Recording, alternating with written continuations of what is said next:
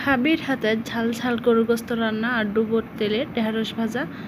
Hello everyone, আসসালামু আলাইকুম। সবাই কেমন আছেন? আলহামদুলিল্লাহ, আমিও ভালো আছি।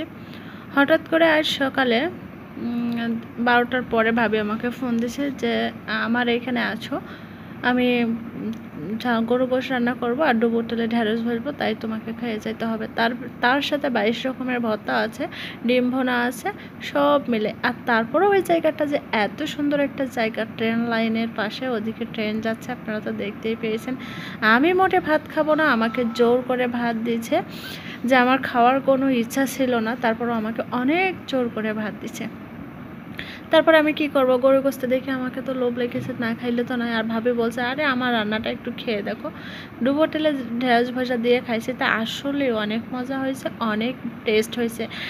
আর এই যে সেই গরু গোস্ত রান্না করে এক গামলা আমার সামনে দিয়ে দিয়েছে, আমি কি এত খাইতে পারি বলেন গরমে? আর কি লোভনীয় কালারটা হয়েছে দেখেন। এতে আবার চুই ঝাল দেওয়া আছে, তারপরে আপনার যে রসুন দেওয়া আছে। তারপরে আমার যে ভাইপো ছিল, সেও এসে আমাকে বলছে কি, আন্টি আমি দেই, আন্টি আমি দেই। আমি বলছি কি, আরে বাবা আমাকে দিও না, আমি এত খাইতে পারবো না। তারপরেও সে শুনতেছে না, ওপর থেকে তেল আমাকেই দিচ্ছে। তারপর বড় একটা গোশ আমাকে দিল। তো আমি আগে বলছি আমি ঢেঁড়স দিয়ে খেয়ে নিই, খাওয়ার পরে তারপরে আমি গোশ খাওয়া।